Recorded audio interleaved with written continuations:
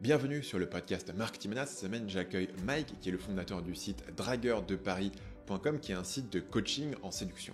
En 2019, Mike m'avait envoyé un email en me disant « De formation ingénieur technique, j'ai appris le marketing en 6 mois, essentiellement grâce à ta formation, le déclic. » Donc évidemment, ça m'a beaucoup intéressé. Et à l'époque, j'ai découvert que Mike faisait entre 1,5 et 2,5 fois son salaire d'ingénieur grâce à son business chaque mois, mais qu'à l'époque, il était entièrement anonyme sur son business et surtout qu'il n'avait pas quitté son travail. C'est-à-dire qu'il avait encore son emploi à côté. Si vous voulez en entendre plus sur cette histoire, je l'avais invité à l'époque dans un podcast qui s'intitulait « Votre marché est-il trop concurrentiel ?» avec Mike de Dragueur de Paris. Je vous mettrai le lien dans la description de cet épisode. Dans cet épisode-là, on retraçait les débuts de Mike, son parcours, ce que Déclic lui a apporté et grosso modo les grandes lignes de son business. Donc si vous avez envie d'avoir l'ensemble du contexte pour Mike, allez écouter cet épisode puisqu'on va pas tout répéter, ça aurait pas grand intérêt. Récemment, il m'a envoyé un nouveau message en me disant « J'ai fait encore x5 en 2 ans et aussi j'ai quitté mon job ».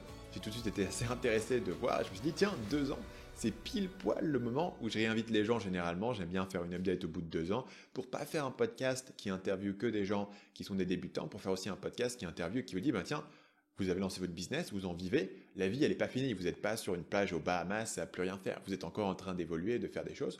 Donc du coup j'ai réinvité Mike dans cet épisode pour voir ce qui a changé. Au milieu de cet épisode, on va parler de comment survivre au Covid, puisque Mike, dans la séduction, forcément, ça a eu un impact direct, non seulement sur son business, sur ses coachings, mais aussi sur la manière dont ses clients vont rencontrer des gens dans leur vie. Donc Mike va nous expliquer comment il a pu profiter de cette crise et rendre sa boîte résilience face au coronavirus, là où les 2/3 de ses concurrents ont connu des baisses de chiffre d'affaires. Il va nous expliquer ce parcours d'ingénieur qui voulait pas quitter son job à web entrepreneur et pourquoi il a enfin décidé à mettre fin à sa carrière toute tracée dans un grand groupe. On va parler de la loi de Parkinson et l'erreur qui a conduit Mike à la limite du burn-out après avoir démissionné de son job.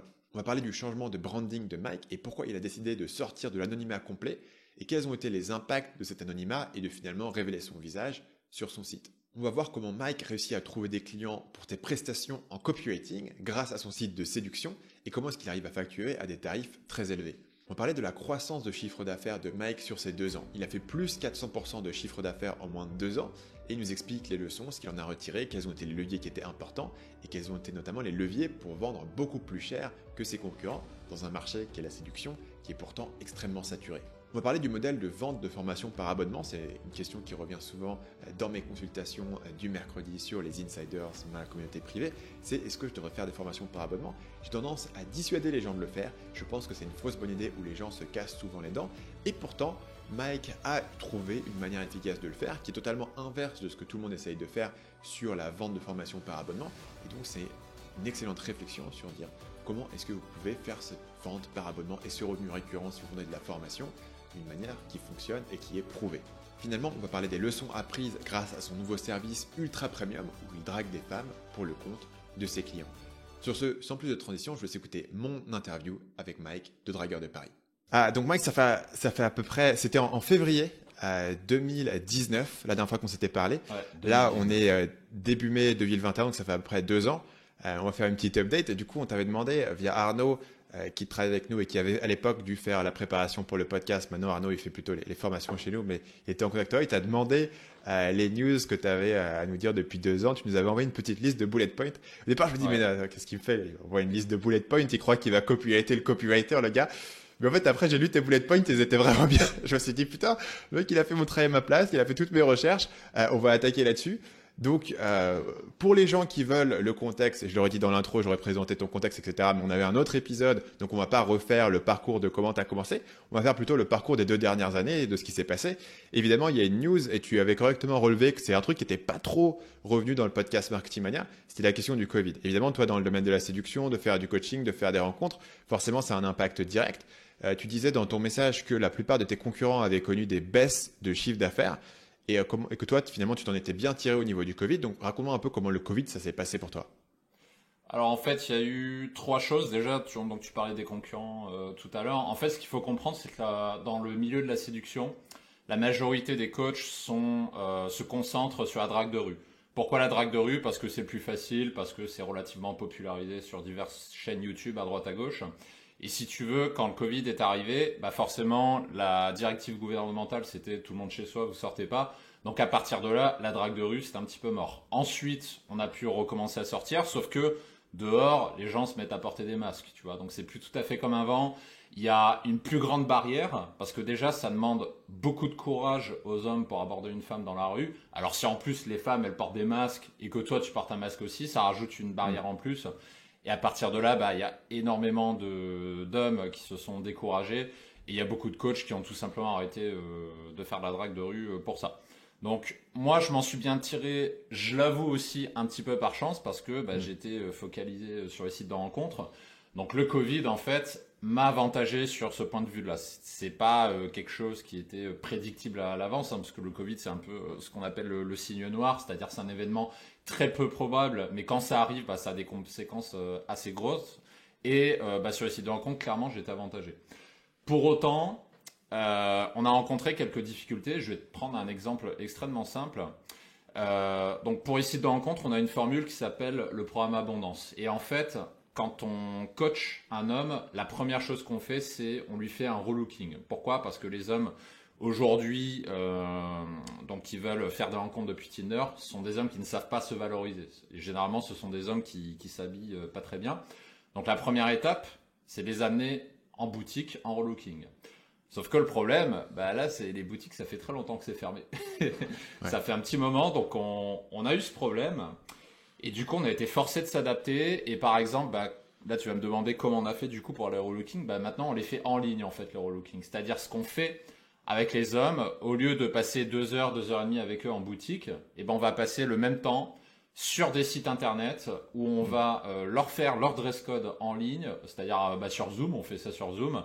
Ils reçoivent leurs vêtements, ils font des tests, ils font des renvois quand les tailles sont pas bonnes, que ce soit trop grand ou trop petit. Et puis ensuite, on peut continuer sur le shooting photo. Heureusement, les shooting photos sont pas interdits, donc ça c'est bon. Mais du coup, on a été effectivement forcé de s'adapter. Et quelque part, en fait, le Covid, c'est un avantage d'un certain point de vue business, j'entends, parce que ça te force à être résilient. C'est-à-dire, tu fais face à un signe noir, à un événement qui a des conséquences assez fortes, et tu dis comment je peux rendre mon entreprise la plus résiliente possible face au changement. Et depuis le Covid, j'ai remarqué qu'il y a de plus en plus d'entrepreneurs qui pensent maintenant, c'est-à-dire qui pensent à rendre leur entreprise résiliente dans le temps. Parce que ce qui fait qu'une entreprise réussit, c'est pas tellement de faire un gros coup sur quelques mois, mais c'est de tenir dans la durée, sur les années. Et ça, c'est un exemple de comment rendre ton entreprise résiliente, notamment face au Covid, par exemple. Tu as parlé de comment avec le Covid, la drague de rue, c'est des prix une claque, ça c'est assez évident, mais plus largement sur le reste du marché, je suis curieux parce que moi je suis plus trop dedans. Comment est-ce que ça s'est passé? Est-ce que les gens continuaient pas mal à dater, à chercher, ou est-ce que les gens avaient plus trop la tête à ça? Parce que même si tu veux une application de rencontre, t'as pas besoin de parler à des gens, mais à un certain point, si tu veux pas rencontrer les gens et les voir en personne, tu vas plus sur l'application de rencontre, tu vois. C'est passé comment? Alors justement, tu fais bien d'en parler. Avec le Covid, effectivement, les bars sont fermés. Ouais. Et quand tu rencontres quelqu'un, quand un homme va rencontrer une femme, la coutume, c'est de l'emmener boire un verre dans un bar, au café, restaurant, etc. Et là, tout est fermé depuis septembre. C'était ouvert pendant 2-3 mois l'été, sinon tout est fermé. Donc là, encore une fois, il faut réfléchir, il faut dire, bon, comment maintenant on fait des rencontres? Et au début, les hommes étaient un petit peu paniqués par rapport à ça, parce qu'ils ont commencé à se dire, ah mais attends, il y a tout qui est fermé, on peut plus aller dehors, on doit porter des masques dehors, il y a le couvre-feu, les cafés, les bars c'est fermé, comment on fait? Donc là pareil, on a commencé à réfléchir, on s'est dit, effectivement, comment on va faire? Et du coup, on a entre guillemets inventé une nouvelle méthode qu'on a appelée le home dating. Et le home dating, ça veut dire que maintenant, au lieu de faire des rendez-vous au café, tu les fais directement soit chez toi, soit chez la femme avec qui tu es en train de parler. Alors évidemment, il faut pas le faire comme un bourrin, c'est-à-dire c'est pas au bout de 5 messages, tu lui dis vas-y on va chez toi, etc. Personne accepte ça. Du coup, il faut changer ton approche dans la séduction et passer plus de temps avec la personne pour discuter avec elle, pour la rassurer, pour lui montrer que la personne peut avoir confiance. Et à partir de là, pouvoir faire ton date, soit chez elle, ou soit chez le mec. Et en fait, les gens n'ont pas le choix, donc ça c'est quelque chose qui s'est vachement démocratisé. C'est-à-dire au début, les femmes étaient très réticentes par rapport à ça, puis ensuite au fil des mois, elles s'y sont mises. Et ça, c'est un autre exemple, comment tu t'adaptes au contexte. Et là, pareil, les cafés, les bars sont toujours fermés. Il y a toujours le couvre-feu aujourd'hui. Bon, plus pour longtemps, ça finit bientôt. Mais du coup, on a inventé en fait une nouvelle méthode avec le Covid, quoi. Et au niveau du home dating, tu intercales les autres étapes, tu appelles les gens au téléphone, tu fais des zooms ou directement c'est message vers tu rencontres quelqu'un chez soi. Pour les dates, tu veux dire? Ouais, ouais. Est-ce que tu as des autres étapes du coup qui remplacent un peu le premier date intermédiaire? Bah, t'as l'appel téléphonique qui marche très Ouais, bien. Zoom, ça marche, figure-toi, je l'ai fait une fois. C'est quelque chose qui marche bien. Ça ne sert pas que pour les réunions entre entrepreneurs, ça sert aussi ouais. pour les rencontres. Parce que ouais, Zoom, c'est un outil qui commence à être connu maintenant. Et sinon, ouais, l'appel téléphonique, c'est quelque chose qui marche très Ouais. très bien. Ouais. Donc un autre sujet dont on avait pas mal parlé la dernière fois et qui a aussi pas mal changé, c'est euh, un des piliers de notre interview la dernière fois, c'était que toi, tu étais à l'époque, tu bossais en tant qu'ingénieur, tu avais suivi le déclic, tu avais bien augmenté ton chiffre d'affaires, tu disais que tu avais la possibilité de quitter ton job et que tu avais décidé de ne pas le faire. Et entre-temps, tu as décidé de le faire.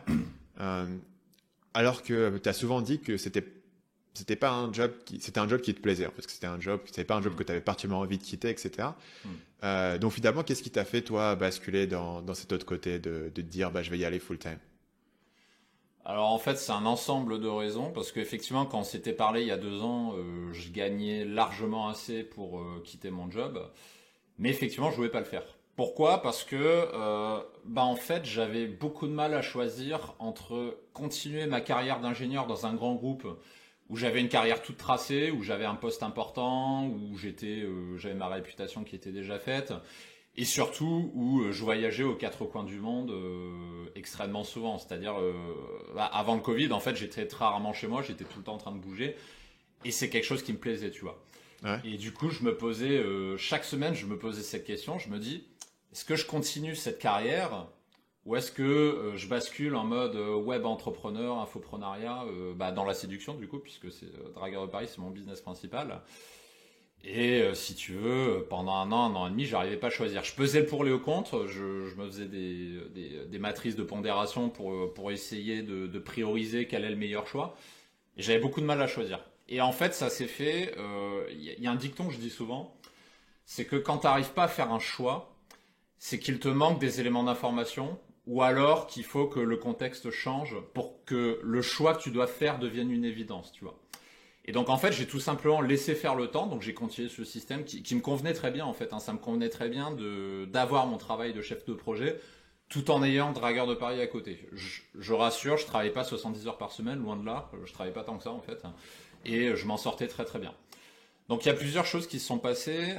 La première, c'est qu'il y a eu un moment où j'ai eu une opportunité d'avoir un gros poste à l'étranger, un poste très très bien payé en Allemagne avec de grosses responsabilités.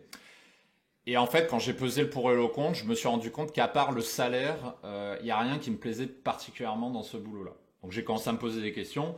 Qu'est-ce que je veux dans la vie? Qu'est-ce que je veux faire? À quoi je veux que ma vie ressemble? Etc.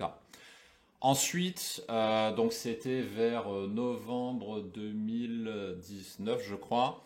Donc là, c'est dans ma vie personnelle. J'ai eu une rupture amoureuse, en fait, qui était assez violente sur le moment et qui m'a fait me remettre en question. C'est-à-dire à partir de ce moment-là, je me suis rendu compte qu'en fait, j'avais de moins en moins de raisons de garder mon boulot actuel et que tout me dirigeait vers l'entrepreneuriat. C'était un petit peu le challenge qui me motivait plus, tu vois. Donc il y a eu Hmm. ça.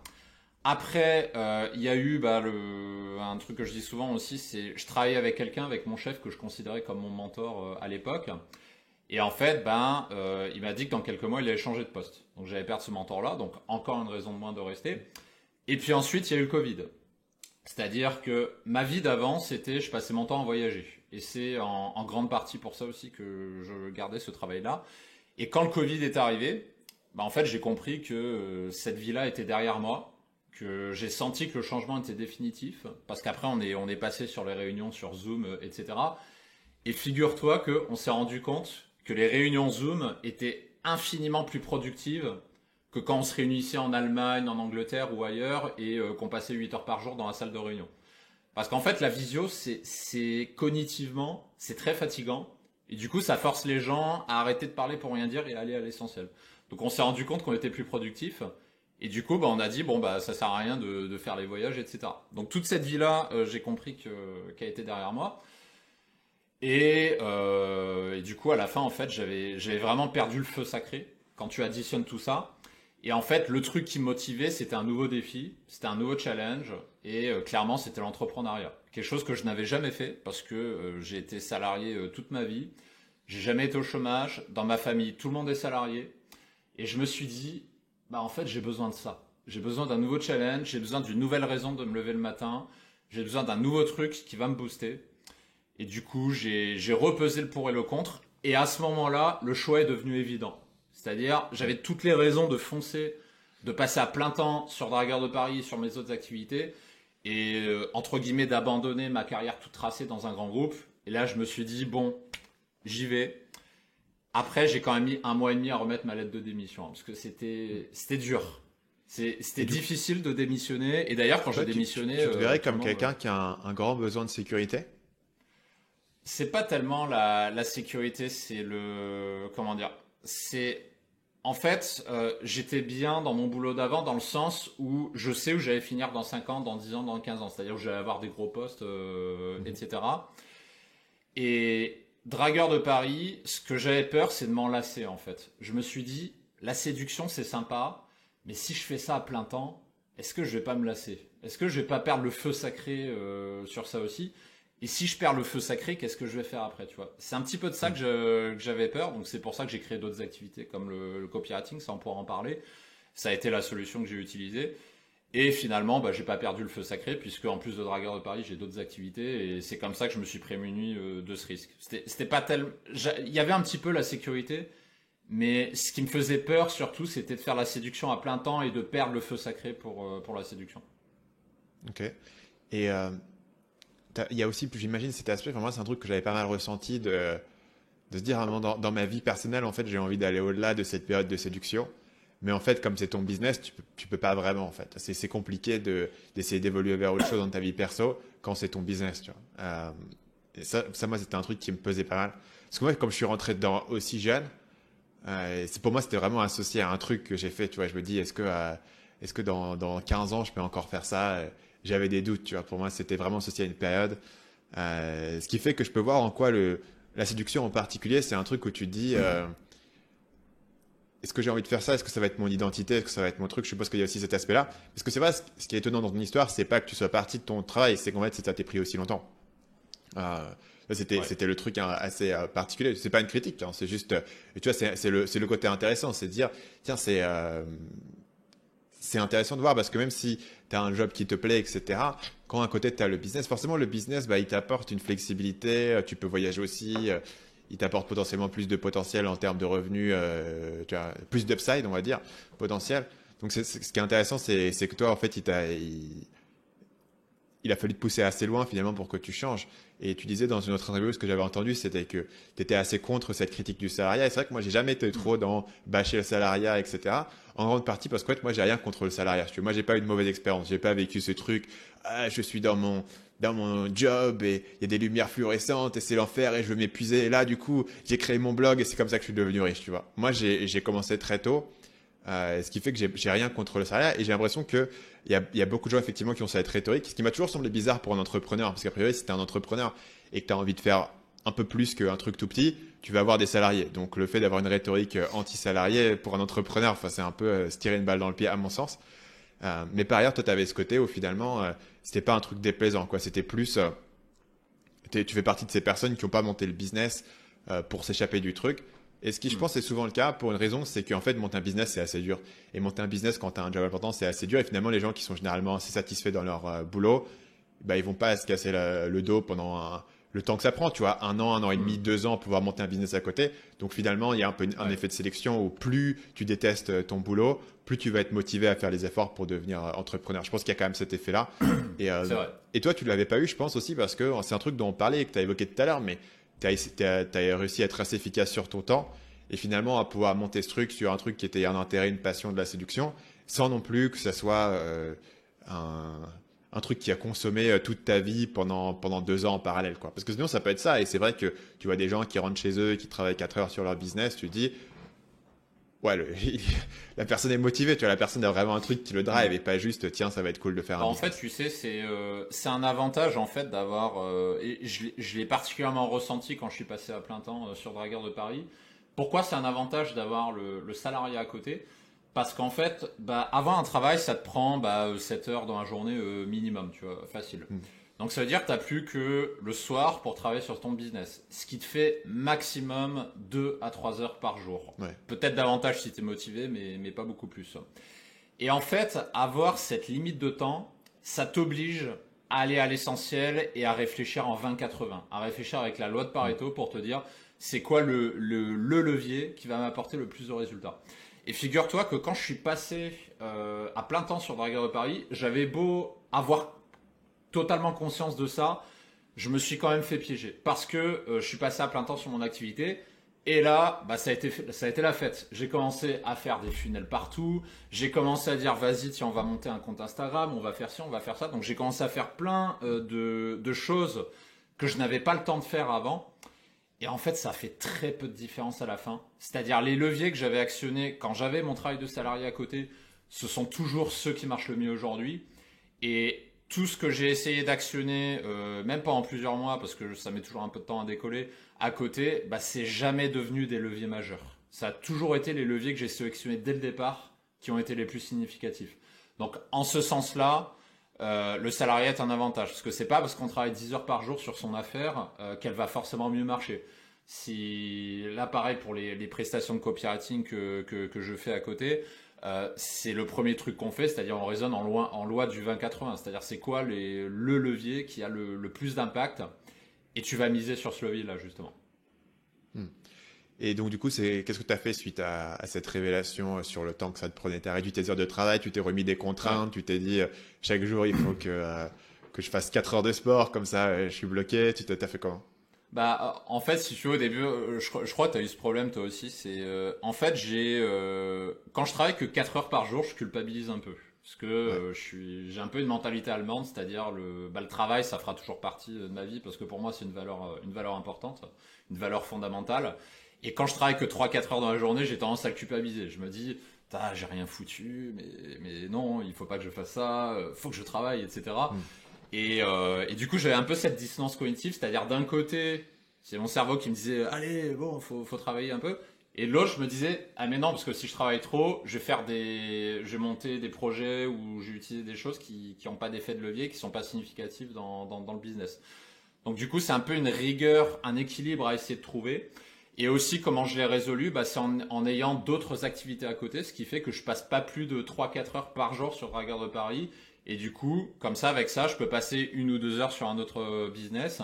Donc, c'est-à-dire, je passe peu de temps sur chaque business, mais à chaque fois, je me concentre sur les leviers qui sont les plus significatifs. J'avais une question dans une FAQ une fois d'une personne qui parlait de cette loi de 20-80 et qui demandait si en fait c'est pas un truc que tu peux uniquement faire rétrospectivement. C'est-à-dire tout le monde me parle de la loi de 20-80, mais oui évidemment si tu fais les calculs il y aura toujours des 20%, etc. Mais est-ce que c'est un truc qui peut vraiment te guider? Et ce truc c'était une question assez bizarre, ou peut-être une question qui venait d'une certaine naïveté de la part de quelqu'un qui était pas trop dedans, parce qu'en fait c'est certes, tu vois, dans l'absolu, tu peux pas savoir quels projets vont marcher, mais une fois que tu les as faits, tu peux les identifier et c'est un jeu itératif en fait. C'est la semaine prochaine, je fais le mieux de ce que j'ai fait cette semaine. Ou pour moi, c'est des plans de 90 jours. Tu vois, dans 90 jours, je vais prendre le mieux de ce qui a marché dans les plans de 90 jours et l'itérer de cette manière sur une longue période de temps. Ça fonctionne. Mais la question du coup, c'est est-ce que tu peux pas arriver à un point où finalement tu prends ces tâches-là qui sont les tâches clés de levier et les étendre. Tu vois, au lieu de te dire, je vais, par exemple pour moi, tu vois, si ce qui marche c'est des vidéos YouTube, au lieu de me dire, tiens, je vais faire un blog et puis je vais poster des vidéos sur TikTok, je me dis, comment je peux faire pour faire plus de vidéos YouTube et appuyer plus sur ce levier. Dans ce cas-là, les leviers pour toi qui drive le business sur lesquels tu passes tes 3-4 heures, c'est quoi aujourd'hui? Google. C'est Google. Donc, tu veux dire le référencement organique? Ouais, SEO, écrire des articles. Articles invités, enfin c'est pas moi qui les écris maintenant, mais c'est ma rédactrice. Google, c'est mon levier principal. Je fais aussi de la publicité depuis 1 an, mais la publicité c'est pas tellement pour aller chercher le plus gros des ROI. Aujourd'hui, je me sers de la publicité pour tester rapidement des funnels en faisant venir de façon massive du trafic dessus, pour savoir si le funnel fonctionne ou pas. Bon, maintenant, je le fais moins puisque j'ai commencé à réduire ma quantité de funnels que je faisais en parallèle. Mais je me sers de la pub dans cet objectif-là. En fait, il y a une métaphore, je dis souvent, c'est en fait le 20-80, c'est un peu comme un jukebox. C'est-à-dire aujourd'hui, mon jukebox, c'est Google. Et j'ai le choix entre mettre des pièces dans le jukebox et avoir la musique qui joue et c'est cool, ou bien construire un autre jukebox dans lequel je pourrais aussi mettre des pièces. Alors oui, si tu passes 6 mois, un an et demi à monter ce deuxième jukebox, tu vas peut-être en avoir deux. Mais en attendant, pendant ces un an et demi où tu vas construire le second jukebox, c'est du temps que tu aurais aussi pu passer sur le premier pour le faire grossir, tu vois. Donc en fait, c'est un trade-off à faire, c'est-à-dire tu prends un peu de recul et tu dis est-ce que j'ai poussé au maximum mon principal levier d'acquisition conversion? Si c'est pas le cas, bah, il vaut peut-être mieux remettre des pièces dedans. Ou bien est-ce que je l'ai poussé au maximum? Et dans ce cas-là, c'est intéressant d'en construire un deuxième. Mais pas de faire les deux en même temps. Parce que si tu fais les deux en même temps, t'es sûr de te planter. Mais pour challenger un peu le truc, tu pourrais pas faire le même argument sur les business que tu fais à côté. Donc, par exemple, si tu fais du copywriting pour des clients, est-ce que tu n'aurais pas fait mieux de mettre cet effort-là sur ton business principal, Dragueur de Paris, et de dire, bah, au lieu d'y passer 3-4 heures, je vais y passer voilà, 5-6 heures, 2 heures de plus, et finalement, ça va m'apporter encore plus de résultats parce qu'il y a un effet boule de neige? Ou est-ce que pour toi, il y a vraiment un truc où tu te dis, en fait, si j'avais 2 heures de plus sur 2 heures de Paris, je ferais forcément des trucs un peu nuls et il n'y a pas de quoi investir dans tu vois, dans mes compétences clés? Bah, si tu veux, aujourd'hui, le copywriting, ça me prend très très peu de temps. Pourquoi? Parce que, en fait, comment je trouve mes clients actuels de copywriting, c'est via Dragueur de Paris. C'est-à-dire, j'ai régulièrement des personnes qui s'inscrivent, qui regardent mon contenu et qui m'envoient un email. Salut Mike, bah écoute, j'aime bien ta façon d'écrire, ton contenu. J'ai vu que tu étais copywriter, est-ce que tu peux m'en dire plus, etc. Et c'est comme ça que j'ai eu mes premiers clients. Donc en fait, j'ai absolument rien à faire, si ce n'est quand je recrute un nouveau client de passer 1 heure au téléphone avec lui. Et après, on convient d'une formule. Par exemple, en général, ce que je fais, c'est on passe 1 heure ou 2 heures, soit par semaine, soit tous les 15 jours. Et c'est tout. Et ces heures-là, en fait, le Donc, c'est coaching... plutôt une formule de coaching plutôt que je vais écrire ta page et je vais rédiger tout. Bah, c'est pour ça justement je fais du coaching parce qu'effectivement Ouais. si je devais rédiger au tout début j'ai commencé à le faire pour tester, c'est-à-dire au tout début j'ai fait du done for you et là j'ai vu que c'était cognitivement c'était épuisant parce que faire Dragueur de Paris plus faire travailler ton cerveau créatif pour quelqu'un d'autre c'est trop difficile, tu vois. Là C'est compliqué. là Surtout au ça niveau devient du chaud. contexte. Quand tu fais du copywriting, tu vas passer X jours à faire des recherches et à charger le contexte Ouais, dans ton cerveau. Et si en fait tu as 2 heures à mettre sur le projet pour l'étaler, le truc, tu vas jamais t'en sortir, quoi. Le copywriting, c'est un truc où faut s'immerger comme un malade, surtout si tu travailles pour un client. Parce que quand c'est ton propre business, comme le contexte il est déjà préchargé dans ton cerveau, tu peux écrire. Tu travailles tout d'un coup pour un client et tu te rends compte que il y a 50% de travail en plus au départ, qui est juste de trouver le contexte, de faire les recherches, etc. Effectivement, euh, le faire, euh, le faire comme ça en parallèle de quelque chose d'autre, il faudrait plus travailler d'une manière différente, qui serait de dire pendant une semaine tu vas t'immerger sur un projet et ensuite tu vas basculer d'une semaine à l'autre d'un projet, sinon c'est moins compliqué. Donc ok, je vois bien. Donc du coup, toi tu le fais sous un format de coaching, donc d'accompagnement, il n'y a pas trop de contexte à charger, tu suis juste les gens, et du coup tu le vois plus comme étant une espèce d'add-on, une autre manière de faire levier sur ton business, comme lancer un autre produit ou un autre service, mais qui pour le coup est assez bizarre et surprenant puisque c'est un domaine différent. Mais en fait, il y a une synergie entre les deux qui est Dragueur de Paris et le moteur qui envoie des clients sur le copywriting. Et Bah, finalement, le copywriting, en fait c'est une ça manière de a monétiser plein mon temps de manière efficace. ça a plusieurs avantages en fait. Effectivement, là, ce qu'on fait, donc c'est du coaching, donc du done with you, ça demande beaucoup moins d'énergie cognitive, donc de ce point de vue-là, ça passe. Deuxièmement, je le fais en fin de journée, donc c'est-à-dire matin, début d'après-midi, je m'occupe de Dragueur de Paris. Quand je fais mes coachings, c'est toujours en fin d'après-midi. Comme ça, je sais que les tâches les plus importantes que je vais faire sur Dragueur de Paris, elles sont déjà faites. Donc parce que que tu préserves ton énergie cognitive au début, donc le matin pour les tâches les plus importantes. Comme ça, quand j'attaque le coaching, je sais que ça c'est fait. Troisièmement, quand tu fais du coaching, copywriting pour d'autres clients, ça te permet d'avoir de la data. C'est-à-dire que tu vas explorer d'autres secteurs d'activité avec d'autres clientèles, sur d'autres infoproduits, sur d'autres formules de coaching. Et tu vas avoir énormément d'informations. Tu vas voir qu'est-ce qui marche, tu vas voir qu'est-ce qui marche pas, tu vas voir ce que veulent les gens. Et en fait, toute cette data que tu arrives à avoir, bah, ça va m'aider directement pour mes activités, même pour Dragueur de Paris. Parce que ça vient enrichir ce que tu sais déjà, ça vient enrichir ta base de données. Et puis ensuite, quatrièmement, bah, ça te fait aussi des partenaires. C'est-à-dire les clients que j'ai aujourd'hui en copywriting, je peux faire de l'affiliation avec eux. C'est-à-dire, je peux rediriger une partie de mon trafic vers chez eux pour des besoins qui sont connexes à la séduction, puisqu'aujourd'hui, je coach exclusivement des hommes. Mais les hommes, leurs besoins, il n'y a pas que la séduction. Il y a des hommes, évidemment, ils veulent gagner plus d'argent, forcément. Il y en a qui ont envie d'avoir un meilleur travail, il y en a qui ont envie d'avoir une vie plus équilibrée, de travailler moins. Il y en a qui ont envie, par exemple hier avec un de mes coachs, on a fait un coaching sur le sport et la nutrition. Donc c'est-à-dire apprendre aux hommes à perdre du gras pour être plus attirants, pour avoir plus de charisme et pour mieux se sentir dans leur corps.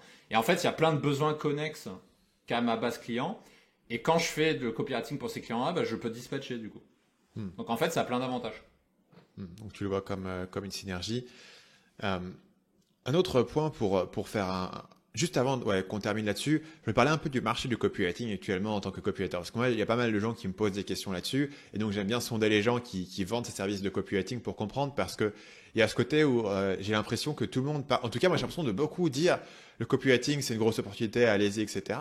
J'ai plein de gens qui viennent me voir en me disant on cherche des copywriters, etc. Et finalement, malgré tout ça, j'ai quand même du mal à trouver des gens chez qui envoyer, des copywriters chez qui envoyer tous ces clients, etc. J'ai l'impression qu'il y a quand même encore un déséquilibre d'offres et de demandes sur le marché, en partie dû au fait qu'en fait, moi, quand j'ai commencé à faire Marketing Mania, je parlais du copywriting, personne ne savait ce que c'est, quoi. J'étais je parlais d'un truc que personne ne connaissait. Donc, en fait, c'est-à-dire que, tu vois, par exemple, le référencement organique, genre, il y a 10 ans, c'était un truc, tout le monde connaissait, c'était déjà bien établi. Le copywriting, c'est peut-être plus nouveau. C'est quoi ton feeling actuellement sur le marché du copywriting en tant que prestation de service, au niveau de la demande que tu as, au niveau des types d'entrepreneurs qui viennent te voir, au niveau des types de projets qui se montent, c'est quoi ce que toi tu vois passer? Alors, je suis complètement d'accord avec toi qu'il y a un petit peu un effet de mode en ce moment sur le copywriting. Il y a tout le monde qui s'intéresse, alors qu'il y a 3-4 ans, effectivement, personne ne savait ce que c'était. Par contre, ce que je remarque aussi, c'est qu'il y a, comme le coaching, c'est-à-dire il y a énormément de copywriters qui arrivent sur Facebook qui disent « Eh les gars, je suis copywriter, je fais des pages de vente, etc. Ouais. » Comme le coaching, c'est-à-dire les mecs, ils coachaient pas il y a une semaine et puis d'un coup ils mettent leur casquette de coach, ils disent « Eh les gars, je suis coaché, je vais changer de votre vie. Ouais. » J'ai un peu le même ressenti pour le copywriting. Et en fait, si tu veux, de ce que j'ai remarqué, en fait, c'est con ce que je vais dire, mais c'est vrai. Les copywriters qui cherchent des clients qui ont de la place, en général, c'est pas les meilleurs. C'est souvent les moins bons. Parce que les très bons copywriters, ils sont toujours bookés. Ça, c'est le premier constat. Parce qu'ils ne peuvent pas prendre beaucoup de clients. C'est le truc dont on parlait tout à l'heure de la charge cognitive. C'est-à-dire qu'un copywriter qui a déjà 3 clients réguliers, etc., potentiellement, c'est fini, quoi. Donc, si chacun peut gérer 3 ou 5 clients de manière récurrente, il en faut quand même un paquet des copywriters pour couvrir tous les business. Ouais. Quoi. Pour moi, 3-4 copywriters, franchement, c'est le maximum. Hein. Si tu fais au-delà, je pense que la qualité s'en ressent. Le nombre maximum de... Oui. Ça dépend de la fréquence de tes clients. S'ils te demandent un email quotidien versus s'ils te demandent une page de vente tous les 6 mois. Mais effectivement, dans tous les cas, il y a quand même une limitation à ce que tu peux avoir. Ce qui veut dire qu'effectivement, dès que tu as quelqu'un qui est bien, il est rempli, quoi. Moi, j'avais plein de gens qui étaient bien et maintenant, ils sont remplis. Je leur envoie des gens, ils me les renvoient. T'as le travail de recherche. Tu peux pas prendre cette personne.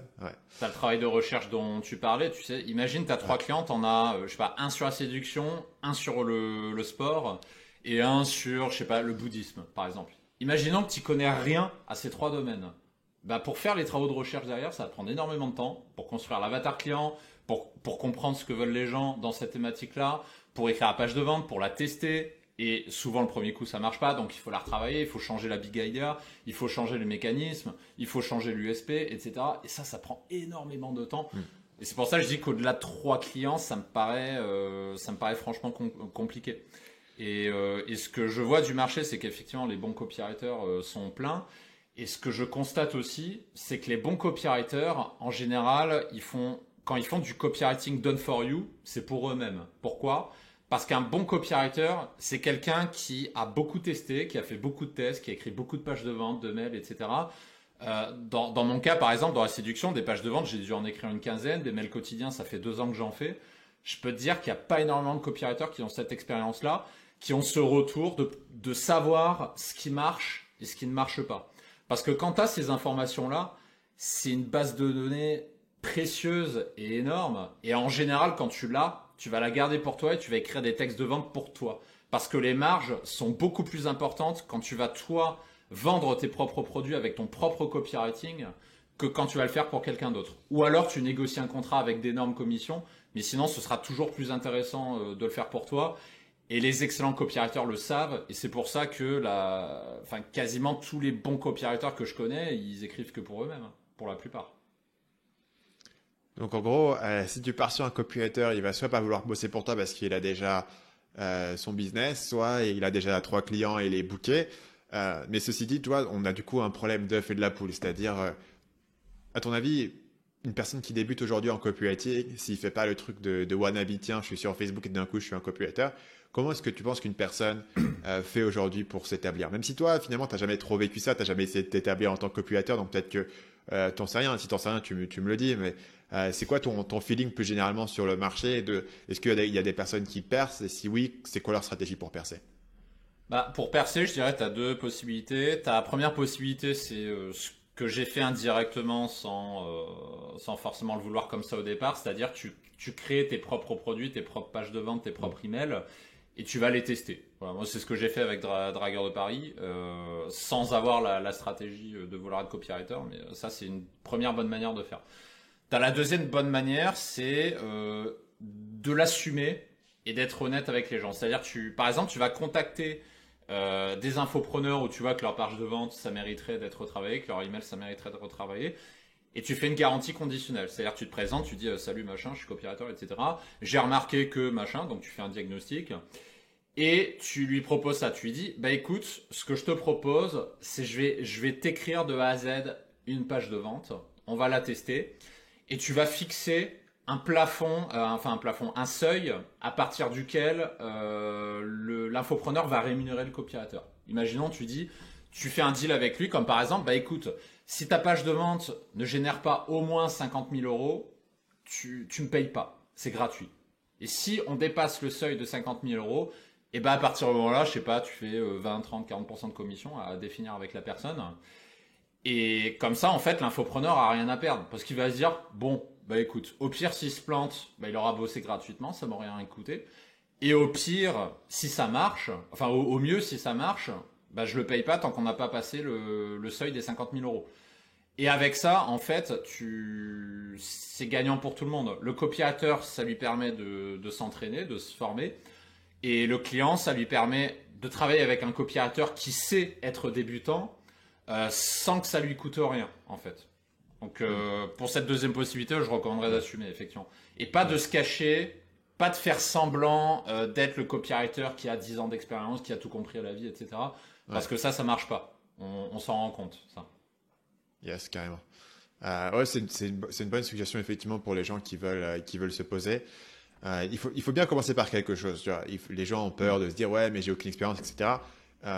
Tout le monde a eu une première page de vente. Enfin, tu vois, à un moment donné, c'est obligé. Donc, il faut bien commencer par quelque chose. Et l'idée, c'est que c'est de trouver des gens sur qui tu peux améliorer. Tu n'as pas besoin d'être le plus grand. Moi, je prends l'exemple du plombier, tu vois. Mais demain, si mes toilettes sont bouchées, j'ai pas besoin du meilleur plombier au monde.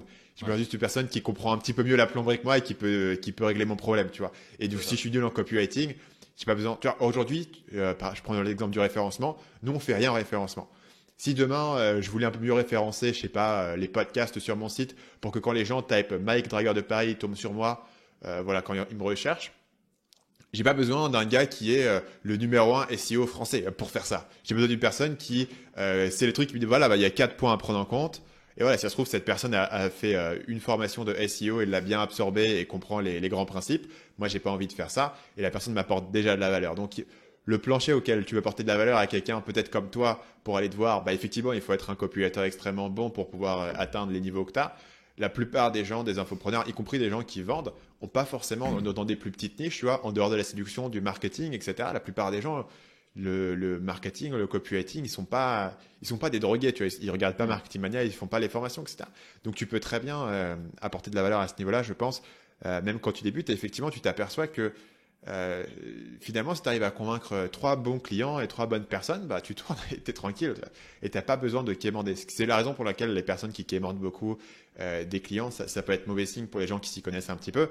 Parce que contrairement à d'autres domaines, le copywriting, ça scale pas sur énormément de clients. Donc en fait, si tu es bon et tu retiens des clients, assez rapidement, tu es booké. Et assez rapidement, la plupart des gens que je vois qui débutent, en fait, 6 mois après, je leur envoie des gens et ils me disent, en fait, là, non, ça va me prendre 4 semaines de pouvoir y arriver parce qu'ils commencent à être bookés, quoi. Donc, euh, voilà. Mais là, effectivement, il faut commencer à un petit peu avoir de performance. Pour repartir sur un autre sujet qui était un sujet de la dernière fois, je fais le tour des différences. Une des particularités dont on avait parlé aussi, c'était que tu étais totalement anonyme à l'époque. On avait une photo qu'on avait mis dans la miniature du podcast où on avait collé une espèce de smiley sur ta tête. Le truc, évidemment, ça a changé puisque là, on peut voir ta tête. Ça, c'est entièrement dû au fait que tu as quitté ton boulot ou est-ce que ça s'est passé avant, après, le fait que tu as décidé que tu allais montrer ta tête? Alors c'est en grande partie par rapport à mon ancien travail, effectivement, parce que, en fait, comme je te le disais au début du podcast, je savais pas encore si je plongeais à fond dans l'entrepreneuriat ou si j'allais garder ma carrière. Et donc du coup, je voulais garder cet anonymat pour avoir cette marge de manœuvre et pour pas que, si tu veux, un truc que j'aurais pas trop apprécié à l'époque, c'est que des collègues de boulot tombent sur Dragueur de Paris qui disent ah tiens Mike il fait de la séduction machin. Là, ça fait le tour de la boîte. Je te garantis, ta carrière en prend un coup, tu vois. Ouais. Donc, c'était pour éviter ça. Puis après, c'est aussi au niveau de ma personnalité, c'est-à-dire, je suis pas quelqu'un qui recherche la célébrité ou qui cherche à être connu partout. J'ai pas envie d'avoir ma tête partout sur Internet, tu vois. C'est pas quelque chose qui m'intéresse. C'est-à-dire, la discrétion, c'est quelque chose qui me va très bien. Donc, c'était aussi dans ce sens-là, tu vois. Et puis ensuite, effectivement, quand je suis passé un plein temps, au début, j'ai gardé cet anonymat. Et après, donc c'était en décembre de l'année dernière, donc 2020, décembre 2020, où là, j'ai opéré un virage au niveau du branding parce qu'en fait, j'étais un petit peu arrivé aux limites du branding de Dragueur de Paris dans sa version d'avant. C'est-à-dire, ça marchait bien, c'est pas le problème. D'ailleurs, c'est une question qu'on me pose souvent. Est-ce qu'on peut réussir sans montrer son visage sur Internet? La réponse est oui, je l'ai fait pendant quasiment 3 ans et on peut très bien gagner sa vie avec ça, c'est pas le problème. Par contre, moi ce que j'avais envie c'était d'aller plus loin et d'avoir un branding qui me correspond un peu plus aujourd'hui que ça me correspondait il y a 3 ans. Parce que le branding que j'avais il y a 3 ans, ou décembre 2020, c'était l'ancien Mike, on va dire. Et j'avais envie de renouveler cela et j'avais aussi envie de, comment dire, de miser un peu plus sur mon personal branding, de le mettre un peu plus en avant comme ambassadeur de la marque pour rassurer davantage les gens, pour donner davantage confiance et pour que l'entreprise ait une plus grande notoriété. Donc c'est pour toutes ces raisons que du coup j'ai fait ce virage-là, que je me dis bon à partir de maintenant je m'affiche, boum, et on a eu d'excellents retours d'ailleurs suite à ça, quoi. Parle-moi un petit peu du branding. Qu'est-ce que tu as changé sur le branding quand tu as refait? Donc, tu as refait le site, mais est-ce que tu as changé des éléments en termes de communication? Il y a évidemment maintenant beaucoup plus ton histoire personnelle et tes photos qui sont sur le site, y compris tes photos de quand tu étais jeune pour faire des contrastes, etc. C'est à ça que tu parles quand tu parles du branding ou qu'est-ce qui a changé plus largement sur le message? Alors, en fait, le site internet, c'est juste la conséquence de toute cette réflexion, hein. C'est la vitrine. Avant ça, il y a eu, c'était 3-4 mois, bon, je ne l'ai pas fait seul, hein, le branding, j'ai été accompagné pour ça. Et ça a été 3-4 mois de réflexion, de réunion, etc. sur qu'est-ce que je veux montrer sur Dragueur de Paris. Et en fait, pourquoi j'ai aussi décidé de me montrer, c'est parce qu'en fait, on s'est rendu compte que notre spécialité, c'est de révéler ce qu'on appelle le potentiel masculin des hommes.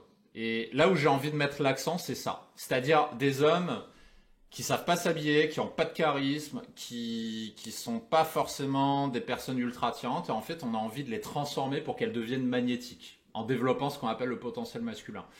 Et quelque part, je suis un bon ambassadeur de ce avant-après, parce qu'il me suffit de mettre sur le site des photos avant-après, et les gens, quand ils regardent, ils font « Ah ouais, putain, sacrée évolution ». Et on fait la même évolution pour nos clients, les avant-après. Et donc, du coup, on a décidé de capitaliser sur ça, que le branding, en soit entièrement focalisé sur ce développement du potentiel masculin. Ça, c'est la première chose. La deuxième chose, c'est que, de toute façon, tu le sais, dans la version d'avant de Dragueur de Paris, j'avais un branding, un marketing très, très rentre-dedans, un peu agressif pour certains.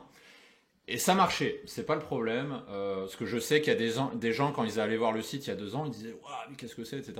Mais ça marchait très bien, les gens adoraient ça. Par contre, pour développer l'entreprise, pour faire des partenariats, je me suis rendu compte qu'il fallait que je commence par adoucir un petit peu l'image du site, c'est-à-dire de garder le côté punchy, le côté rentre-dedans, parce que ça change pas, mais de l'adoucir un petit peu pour pas que ce soit trop rentre-dedans, tu vois. Pour que je puisse travailler avec d'autres personnes, que je puisse m'associer avec d'autres personnes, parce que ça, c'est des choses que je vais faire de plus en plus dans les prochains mois. Et là, tu parles de quoi? De partenariat d'affiliation? Les gens t'envoient du trafic pour une commission? Ou quel partenariat tu penses? Alors, c'est d'abord de l'affiliation. Après, ça, c'est facile à faire. Donc, c'est d'abord l'affiliation. Par contre, ce que j'ai envie de faire dans les prochains mois, c'est de vrais partenariats, c'est-à-dire de faire des co-entreprises avec d'autres personnes et d'utiliser Dragueur de Paris comme un tremplin pour ça, comme une passerelle, un miroir, pour propulser ces autres entreprises-là. Et pour ça, pour le faire, il faut que j'ai un branding qui soit un peu plus corporate, un peu plus passe-partout, pour que ça puisse se faire. C'est des entreprises du coup qui n'ont rien à voir avec la séduction, et donc du coup tu as besoin d'avoir Voilà. quelque chose qui est plus doux à ce niveau-là. Je te prends un autre exemple aussi, parce que du coup, là ça fait 6 mois que je m'intéresse énormément à ces sujets-là.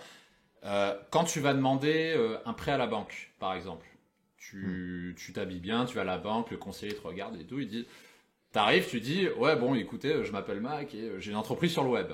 Là, il te regarde comme ça, il fait, ah ouais, mais vous pouvez montrer votre site internet? Ah. Et là, faut que t'aies un site internet qui soit pas trop rentre dedans, parce que si t'as un site internet séduction très agressif, les banquiers, ils aiment pas. Ils vont regarder, ils vont se dire, c'est quoi ce truc? Ça marche votre truc? Ça a pas l'air sûr, votre machin. Et là, ils sont un petit peu frileux pour te faire un prêt, tu vois, par exemple.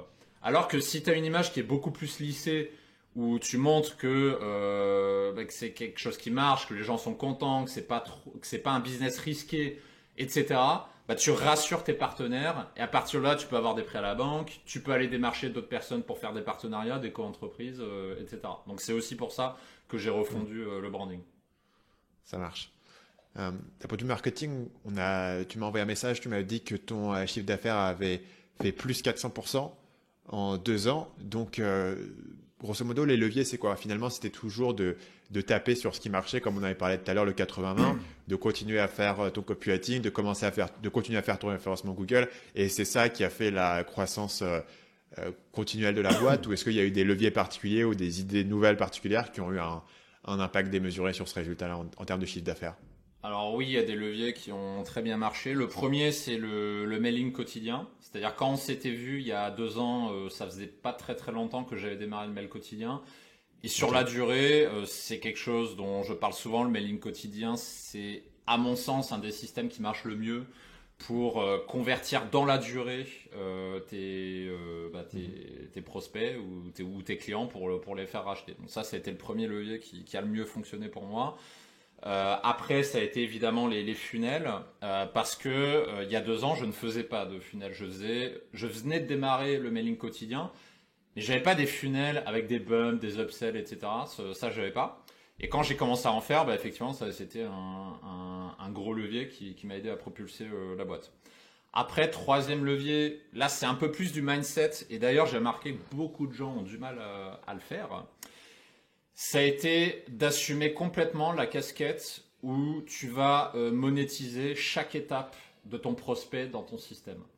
Pourquoi je parle de ça? Parce que je sais que énormément d'entrepreneurs ont le syndrome de l'imposteur et ont peur ou honte de vendre. C'est-à-dire les mecs, quand ils vendent un produit, ils ont peur de proposer un upsell derrière ou de proposer d'autres services. Ils vont se dire « Ah mais non, mais les gens, ils vont être énervés, ils vont pas être contents, etc. » Et moi, quelque chose que je dis souvent, c'est un client qui achète chez toi, c'est parce qu'il a un problème et il veut le résoudre. Et qu'est-ce qui est pire?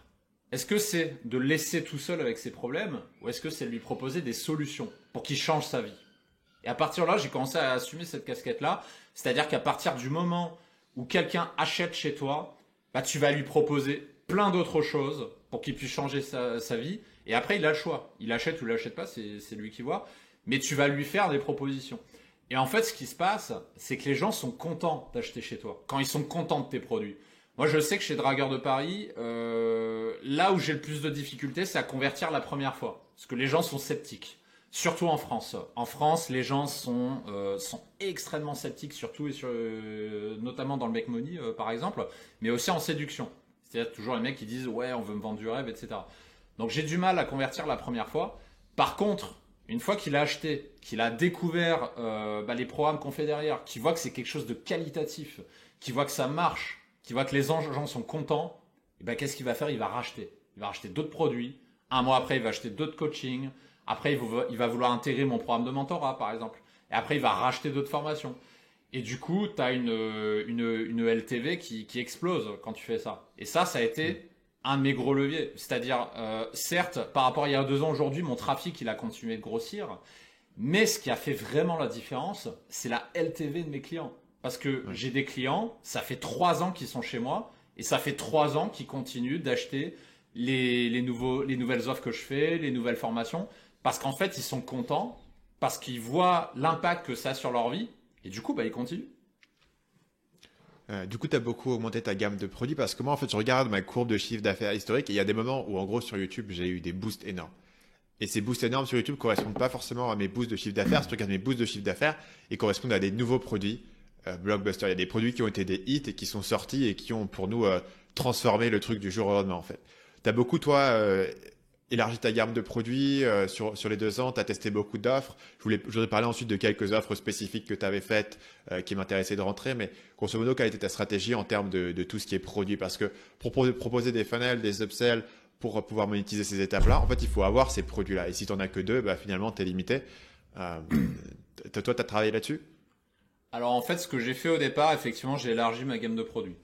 Et quand je te parlais tout à l'heure que je suis rentré à plein temps, que j'ai commencé à faire plein de funnels à droite à gauche, en fait c'est exactement ce que j'ai fait. C'est-à-dire, j'avais un funnel pour Tinder, j'avais un funnel sur le charisme, j'avais un funnel sur le SMS game, j'avais un funnel sur le dating, j'avais un funnel sur le couple. Donc j'ai commencé à en faire plein.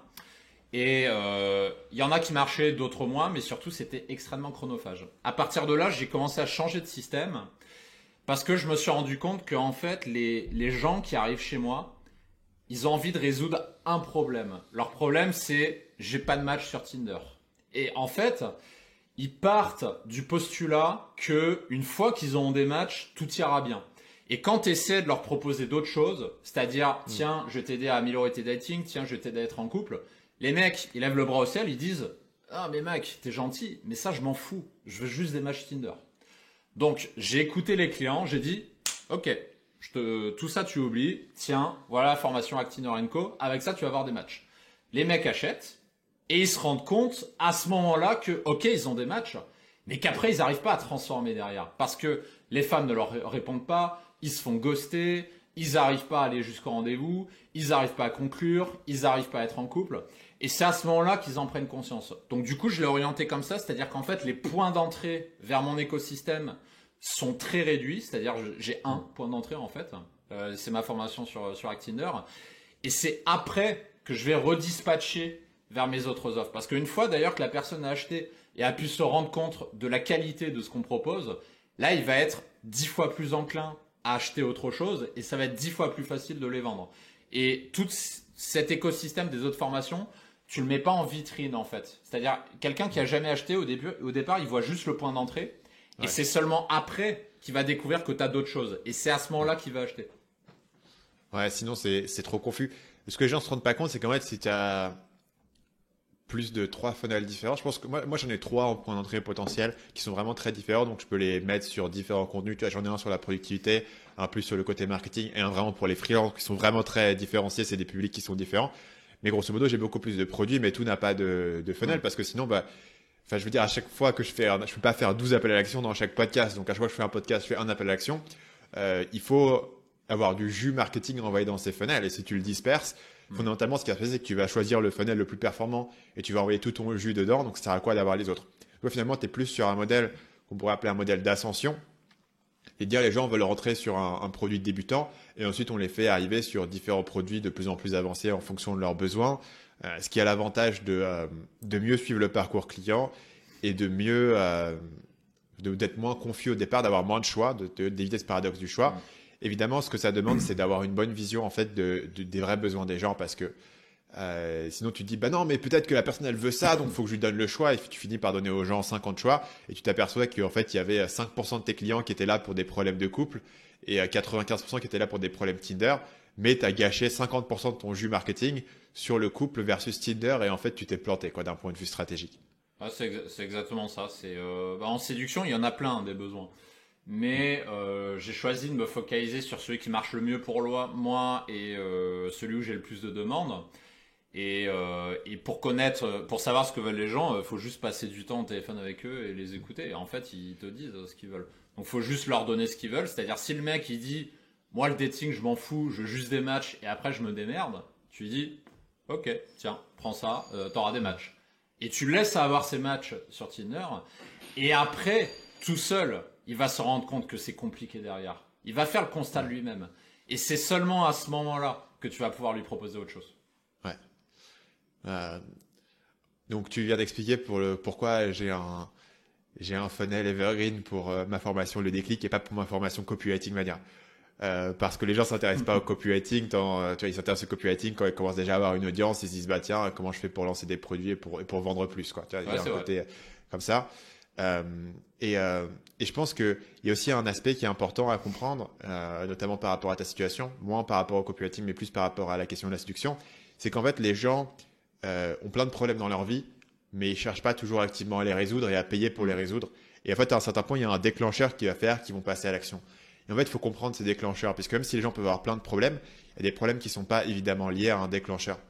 Et la question, c'est est-ce que j'ai des rendez-vous, mais je ne sais pas trop quoi faire dans les rendez-vous, est-ce que c'est un déclencheur aussi fort que ça pour autant de monde? Peut-être pas. Tu vois, peut-être que le déclencheur vraiment, ça va être j'ai un problème. Et ensuite, une fois qu'ils sont chez toi et qu'ils ont eu ce déclencheur et qu'ils ont fait la démarche, là, tu peux proposer d'autres éléments. Mais les gens vont pas avoir un déclencheur sur un problème qui est trop complexe ou sur lequel ils pensent pas qu'il y a une solution qui est évidente. Donc c'est beaucoup plus simple de se dire ah tiens Mike tu vas m'aider à refaire mon profil Tinder par exemple que l'idée de dire bah Mike tu vas m'aider à trouver l'amour ou à me mettre en couple ou un truc plus avancé parce que les gens ont passé de cette démarche de se dire ok là il doit y avoir une solution qui existe quelque part. Alors que sur un problème qui peut être finalement qui toi en tant qu'expert peut te sembler plus bête et méchant. En fait, c'est là où les gens ont un déclencheur parce que justement parce que c'est bête et méchant, les gens se disent il doit y avoir une solution. Et donc du coup, tu peux les amener sur quelque chose. Donc si tu fais tu as une formation sur Excel pour aider les gens à se faire promouvoir, les gens ils tapent pas comment utiliser Excel pour devenir meilleur dans mon job et me faire promouvoir en fait. Ils vont taper ah putain, j'ai une fonction et que j'arrive pas à la sortir. Donc il faut que tu comprennes ce déclencheur là de comment est-ce que les gens vont venir vers toi pour ensuite leur vendre ce dont ils vont vraiment avoir besoin plus tard. Mais si tu les as pas catchés là-dessus, en fait, leurs vrais besoins, ils vont jamais spontanément y penser. Ils vont jamais spontanément penser qu'il faut qu'ils deviennent forts à Excel pour se faire promouvoir. Si tu leur as jamais dit, c'est pas un truc que les gens vont avoir comme idée. Donc, je pense que c'est smart aussi de se dire, OK, bah, dans mon marché, quel est le déclencheur principal pour la plupart des gens? Et ça doit être mon point d'entrée. De toute manière, je peux le marteler sur tous mes contenus au lieu de me disperser sur 50 points. Moi, j'ai 3 funnels en evergreen. Et je pense que pour la plupart des gens, je ne conseillerais que un exactement comme ça, ce que tu fais. Je te prends un exemple qui est particulièrement éloquent pour les coachings. Donc tu sais, j'en parlais tout à l'heure. On a un programme de coaching qui s'appelle le programme Abondance.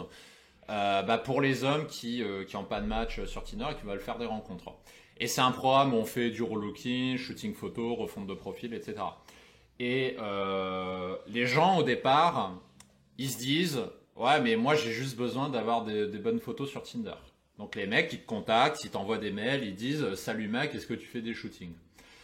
Et en fait, quand je fais un entretien de vente avec chacun de mes clients, en fait, il faut lui expliquer qu'un shooting photo ne va lui servir à rien. Pourquoi? Parce que lui, le client, pense que avec de bonnes photos, que tout va aller bien. Ok, certes, mais déjà, faut lui expliquer que ok, t'as de bonnes photos, mais comment tu fais pour envoyer le premier message? Comment tu fais pour la faire aller au rendez-vous? Comment tu fais pour machin? Là, il va commencer à cogiter, à se rendre compte que c'est plus compliqué que ce qu'il se pensait. Mais surtout, deuxième chose, c'est que une photo, c'est une représentation de toi à un instant T. C'est-à-dire, si t'es fringué n'importe comment, si t'as un langage corporel où t'es comme ça, où t'es avachi, t'es comme ça avec les yeux grands ouverts, je peux te prendre en photo, je peux te mettre le meilleur photographe du monde, t'auras toujours pas de match, tu vois. Et ce que j'explique à chaque fois aux clients en entretien de vente, c'est que le vrai problème, c'est qu'en fait, ces gens-là n'ont pas d'identité. Ils n'ont pas une identité forte. Et le travail qu'on fait dans le programme de coaching, ça me fait rigoler quand je dis ça aux clients, c'est en fait, je leur dis, on ne fait pas de shooting photo. Ce qu'on fait, c'est une reconstruction de ton identité pour développer ton potentiel masculin. Et là, tu vas avoir des matchs. Et je leur explique, je leur dis, tu veux un shooting photo? Des photographes, il y en a des milliers. En plus, avec le Covid, il y en a plein qui sont au chômage. Il y en a qui te font ça gratuitement. Sur Facebook, il y a des photographes qui te prennent en photo gratuitement en échange d'un droit de scission de tes images. C'est-à-dire, tu poses pour lui, il fait ce qu'il veut de tes images et toi, tu as les photos gratuites. Donc, ça existe, ça ne te coûte rien. Et souvent, en fait, les clients, ils ont déjà fait ça avant. C'est-à-dire, ils sont déjà allés faire un shooting avec le photographe du coin. Ils se sont rendus compte que ça marchait pas. Et là, tu leur expliques. Et là, les clients, ils font « Ah ouais, effectivement ». Et là, c'est bon, ils sont convaincus. Mais il faut leur expliquer. Et il faut leur expliquer seulement durant l'entretien. Parce que si tu l'expliques avant, ils vont pas trop comprendre. Parce que le point d'entrée, c'est les gens, ils arrivent, ils disent « Ah, moi, je veux juste un shooting photo ». Et c'est après qu'il faut leur expliquer. Et là, ils comprennent. Et là, ils disent « Ok, je t'écoute, je suis prêt. » quoi. Donc, c'est la différence entre le problème que toi, tu perçois en tant qu'expert et le problème qu'eux, ils peuvent percevoir de l'extérieur. Évidemment, s'ils percevaient le problème de la même manière que toi, ils n'auraient pas forcément besoin de toi. Tu vois, c'est tout ce travail de recontextualiser leur problème et de leur expliquer la source du problème, mais tu peux pas en fait partir de la source du problème si eux ne l'ont pas encore comprise. Donc, il faut que tu puisses les capter là où ils sont. C'est toujours le vieux principe de copywriting, c'est de rentrer dans la conversation, dans la tête du prospect au moment où la conversation se trouve. Tu n'es pas dans la conversation dans 15 minutes quand tu as tout expliqué. Tu arrives dans la conversation que la personne se pose, même si toi, et c'est souvent le cas en fait, en tant qu'expert, tu dis, mais en fait, tu passes à côté du vrai problème. Mais si tu commences par, entre guillemets, le vrai problème, la personne ne va pas t'écouter puisque tu ne parles pas de ce qu'elle perçoit comme étant son problème. Ouais. Je veux qu'on parle des offres. On l'a mentionné tout à l'heure, mais il y a 2 offres en particulier dans lesquelles je veux creuser. Et la première, c'est ton système d'abonnement. Donc, tu peux me parler un peu du système d'abonnement. Qu'est-ce que tu donnes aux gens? C'est quoi le tarif? Alors l'abonnement, ce qu'il y a dedans, c'est un accès à ma communauté privée, parce qu'on a une communauté privée avec, on est combien? On est 85 je crois aujourd'hui, avec 85 personnes. Il débloque, parce qu'en fait, tu sais, comme je te le disais tout à l'heure, on a un gros catalogue de formations. Et en fait, ce programme-là, il débloque une formation par mois, aussi simple que ça. Ils ont un accès direct à moi, à mon staff. Donc ils choisissent la formation qu'ils veulent débloquer. Ouais, c'est ça. Ok. C'est ça. On a une trentaine de formations et il en débloque une par mois au choix. Et puis ensuite, au niveau des tarifs, ça dépend de la formule qu'il prend. En fait, on a 3 formules. On a une mensuelle, une annuelle et une à vie. Et la mensuelle, par exemple, elle est à 147 € par mois, pour donner une idée. Et c'est quoi l'intérêt pour toi de faire ce programme-là à vie? C'est juste d'augmenter la valeur des gens et de dire, de toute manière, en fait, il y a que 30 formations, il n'y en aura jamais 2000. Donc finalement, il y a un cap à la valeur qu'ils pourraient obtenir. Comment tu réfléchis à cette question du lifetime? Alors en fait, déjà le tarif à vie qu'on propose, en fait, ça va te faire rigoler, mais je cherche pas à le vendre en fait, parce que il est à 3000 ou 4000 €. Okay. Et je sais très bien qu'à ce tarif-là, il y a très très très peu de gens qui vont l'acheter. En fait, ça me sert juste déjà pour les personnes, parce que tu le sais, quand il y a un client qui arrive chez toi, il y en a toujours qui veulent acheter systématiquement le truc le plus cher. Ouais. Mais ça arrive très rarement, tu vois. Je sais qu'il y en a, mais c'est assez rare. Le vrai intérêt, c'est de faire un contraste de valeur, en fait. C'est aussi simple que ça. Ok, je vois. Donc du coup, ils ont cet abonnement. C'est une grosse partie, ça, de ton business, ou comment est-ce que tu le vois? Parce que l'abonnement dans le domaine de la formation, c'est toujours assez compliqué à faire fonctionner parce que tu as un churn, donc les gens qui partent, qui est assez élevé, c'est compliqué de remplir les choses. Je suis curieux de voir comment est-ce que ça se situe au niveau de ton business. Est-ce que tu vois ça comme étant un driver majeur? Est-ce que c'est plus un truc pour les méga fans? Comment ça se situe? Alors en fait, déjà on met une grosse barrière à l'entrée dans ce programme. C'est-à-dire que pour rentrer, il faut postuler, il faut s'inscrire sur une liste d'attente. Et derrière, on fait la sélection de qui rentre pas. Donc, tu rentres pas comme ça déjà dans ce programme-là parce qu'en fait, on veut garder un groupe qui soit le plus qualitatif possible avec des gens prêts à s'investir, avec des gens d'un niveau d'intelligence minimum. Et on veut que ce groupe garde cette identité-là. Donc, nous, derrière, on fait notre sélection. Et pour les personnes qui sont sélectionnées, on leur propose de rentrer. Et en fait, ce qui est intéressant, c'est que comme la barrière à l'entrée est assez forte, ils savent qu'une fois qu'ils sont dedans, s'ils veulent en sortir, ils ne pourront plus rentrer. Donc du coup, les personnes vont réfléchir à 2 fois avant de se barrer. Et c'est ce qui va faire que les gens vont rester longtemps chez toi. Parce que le gros piège en fait des programmes par abonnement, c'est il y en a énormément qui font les programmes d'abonnement en mode venez comme vous êtes. C'est-à-dire tu rentres quand tu veux, tu sors quand tu veux. Un peu comme Netflix et Disney. Ouais. Ça, c'est un modèle qui marche quand tu as un abonnement qui est pas très cher. Par exemple, je sais que là, mon abonnement Disney+, il a 10 balles par mois, tu vois. Je me pose aucune question, tu vois. Là, par exemple, Il faut produire aussi beaucoup de contenu pour que ça marche aussi de cette manière. Faut qu'il y ait aussi beaucoup de contenu. Le truc, c'est que sur contenu. Netflix, il y aura toujours un truc qui te plaît, tu vois. Et il y aura toujours un truc qui te plaît, il y aura toujours une raison de rester. Tu seras jamais à te dire, bah tiens, l'information que tu as sortie ce mois-là, elle m'intéresse pas. C'est souvent le problème, tu vois. C'est si tu sors des formations régulièrement, si les gens pendant 2-3 mois ça les intéresse plus, ils risquent de dropper. S'ils se disent, bah tiens, je peux rentrer à n'importe quel moment, ou en fait, je suis rentré pendant quelques mois, j'ai consommé tout ce qu'il y avait, et puis j'ai un peu fait le tour, tu vois. Sur Netflix, t'as pas ce problème, mais il y a peu de gens qui peuvent le répliquer sur de la formation. Bah, t'as ça effectivement, t'as aussi le faible prix qui fait que les gens ils vont pas y attacher trop d'importance. Un abonnement à 7 balles par mois, tu vois passer le prélèvement, tu dis ouais bon Netflix je reviendrai plus tard, et même si tu t'en sers pas forcément, en fait tu fais pas attention. Là Disney Plus par exemple, ça fait 1 mois et demi que j'ai pas regardé, j'ai toujours mon abonnement, j'ai fait ah ouais tiens j'ai été prélevé de 10 balles, mais je fais pas attention parce que le montant est pas significatif, tu vois. Et cette stratégie-là, pour moi, elle n'est intéressante que si tu fais un énorme volume. Très simple à calculer. Imagine, demain, je fais un programme d'abonnement en séduction à 10 balles par mois. C'est rien, 10 euros par mois. Déjà, t'enlèves la TVA, t'enlèves les charges, à la fin, il te reste 3 euros. Donc, merci. Est-ce que tu veux bosser pour 3 balles par mois Je pense pas. Si tu veux faire un volume significatif, par exemple, si tu veux gagner 1000 euros par mois avec un abonnement à 10 euros par mois, il te faut 100 personnes. Si tu veux générer 10 000 euros par mois, ce qui à mon sens est le minimum pour que ça devienne intéressant, mais vraiment le minimum, c'est 1000 personnes. Il faut que tu aies 1000 mecs qui te donnent 10 euros par mois, ce qui est énorme, c'est colossal en séduction. Et c'est aussi pour ça que j'ai fait ce choix d'avoir des prix assez élevés, c'est pour avoir quelque chose qui soit rentable pour l'entreprise avec peu de monde. Parce que si j'avais un abonnement à 10 euros par mois, il faudrait que j'ai un énorme volume et j'ai pas envie de ça. Ouais. Je pense que le modèle, la manière de penser à ces systèmes d'abonnement que je trouve intéressant, et c'est un truc que j'ai pas encore trouvé comment l'implémenter dans le marketing mania, c'est un truc auquel je réfléchis. C'est en fait le modèle Amazon Prime. Ou Amazon Prime, c'est pas un moyen de générer du revenu sur, je crois que c'est 100 euros par an. Je ne sais pas exactement quoi c'est en France, mais on va dire 100 euros par an. C'est pas les 100 euros par an qui fait le business d'Amazon. C'est le fait que maintenant, tu fais partie des gens qui ont Amazon Prime et en fait, tu es dans le club et tu vas acheter plus dans ce club. Et il y a beaucoup de business qui ont un espèce d'abonnement d'entrée, souvent payé de manière annuelle, qui n'est pas extrêmement élevé, mais pour te faire rentrer dans le club. Et ensuite, que tu dises, bah tiens, je paye de toute manière mes 100 euros, donc autant en bénéficier et acheter un maximum sur Amazon pour avoir la livraison plus rapide gratuitement. Et une personne qui a réussi à faire ça sur le domaine de la formation d'une manière que je trouve extrêmement smart, c'est Olivier Lambert. Je ne sais pas si tu as vu ce que lui fait. Pas du tout. Olivier Lambert, il est déjà passé sur le podcast il y a un moment.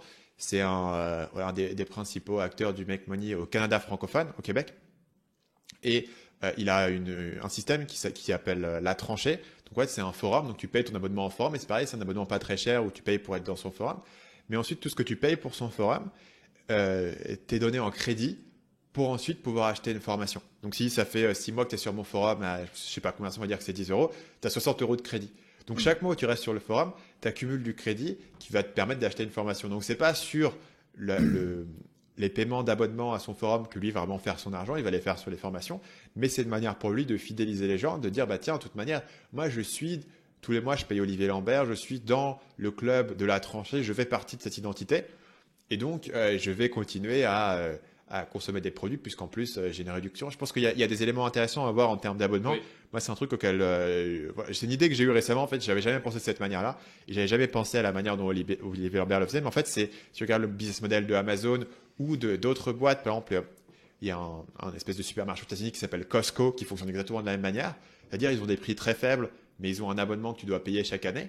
Et donc, une fois que les gens ont payé leur abonnement, ils se disent, bah tiens, pour le rentabiliser, il faut que j'aille chez eux. Mais pour rentabiliser un abonnement de, mettons, $100 par an en économisant 15% sur tes courses, il faut aller dépenser quand même pas mal d'argent à Costco pour le rentabiliser. Mais finalement, à la fin de l'année, tu as quand même économisé puisqu'eux, ils font des volumes énormes qui leur permettent de proposer des coûts qui sont plus bas. Donc ça, c'était sur le modèle d'abonnement que tu as réussi à faire marcher. Je vois pas mal de gens s'y casser les dents, mais je pense que tu as expliqué les différents leviers qu'ils font d'un point de vue psychologique et de comment y réfléchir à ce niveau-là. Le deuxième point que je voulais aborder, c'était tu as fait un service qui s'appelle Dating Maker, qui était un service assez différent de ce qu'on a l'habitude de voir dans le domaine de la séduction. Explique-moi un peu ce que c'est et ce que ça a donné pour toi en termes de business. Ouais, alors Dating Maker, c'est très simple. Déjà, il faut que je parle de la jeunesse du service. Donc, comment ça marche? Il y a des gens qui ont envie de rencontrer, donc des hommes qui ont envie de rencontrer des femmes, mais qui n'ont pas le temps pour ça ou qui n'ont pas envie. C'est-à-dire, ils disent, Tinder, j'ai pas envie, ça me fait chier, j'ai pas envie de m'y mettre. Pour autant, ils font aucune rencontre à côté. C'est-à-dire que dans leur cercle social, il n'y a personne. Ils travaillent 10 heures par jour. Ils n'ont pas envie d'aller aborder les femmes dans la rue parce que généralement, c'est des cadres ou des chefs d'entreprise. Les bars, en ce moment, avec le Covid, c'est fermé. Et donc, en fait, comment ça marche? C'est un service où il y a un de mes coachs qui va prendre le contrôle du profil de mon client et qui va faire toutes les conversations à sa place. C'est-à-dire qu'en fait, en fait, il y a deux choses. La première chose, c'est qu'on s'est rendu compte qu'il y a des hommes qui n'ont pas envie d'être actifs sur le site de rencontre, mais qui ont quand même envie de faire des rencontres. Donc ça, c'est la première raison pour laquelle il y a eu la jeunesse de service. Et la deuxième, figure-toi, c'est dans ma propre vie personnelle. C'est-à-dire que donc quand j'ai eu ma rupture il y a, ça fait 1 an et demi maintenant, et au début, quand il a fallu que je me remette à rencontrer d'autres personnes, je me suis rendu compte qu'entre Dragueur de Paris, mon boulot, etc., j'avais pas le temps d'aller m'amuser sur Tinder, même si j'avais les compétences pour le faire, parce que ça fait 12 ans que je suis dans le milieu. J'avais juste pas envie. J'avais pas envie de passer 2 heures tous les soirs dessus.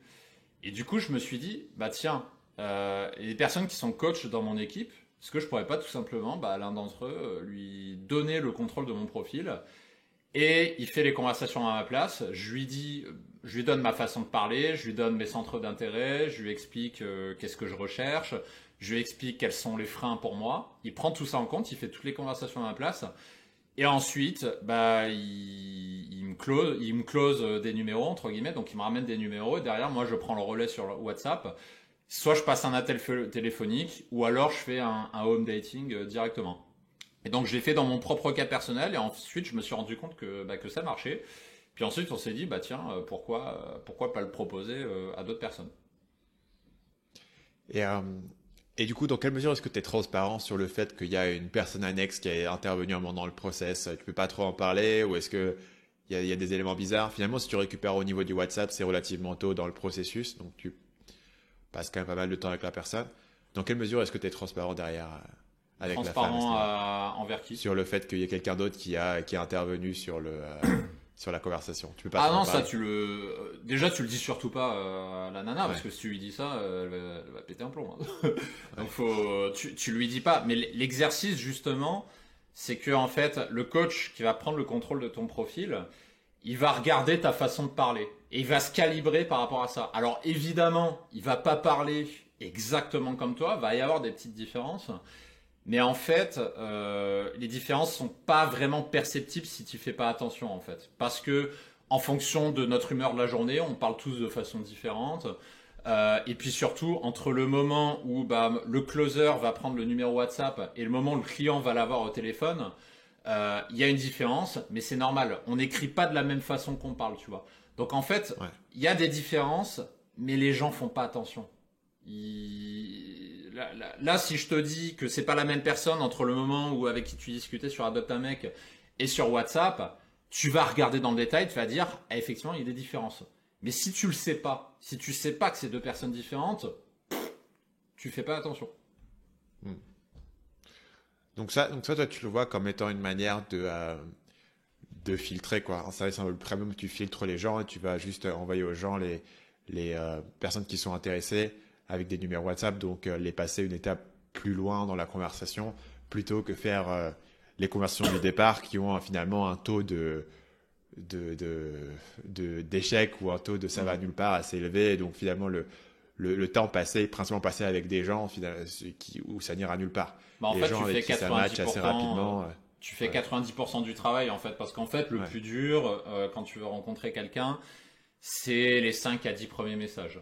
Parce que déjà, il y a facile un premier message sur 2 qui ne donne rien, c'est-à-dire souvent la personne ne répond pas. Et puis ensuite, il faut avoir une amorce, tu vois. Je dis souvent la métaphore, c'est comme si tu avais une voiture à l'arrêt et que tu dois arriver à 50 à l'heure.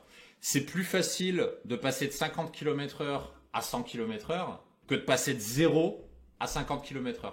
Et le principe de Dating Maker, c'est qu'on emmène nos clients, on les fait passer de 0 à 50 km/h pour qu'ensuite, ils prennent le relais, ils passent de 50 à 100. Donc, d'un point de vue, le problème de ce genre de service, c'est numéro un, la plupart, enfin, ça doit probablement, il faut que les gens aient le niveau de revenus, d'argent pour que ça ait du sens pour eux. Et numéro deux, il y a la question de la scalabilité, de combien de coachs est-ce que tu peux trouver. Donc, d'un point de vue business, comment ça se passe pour toi?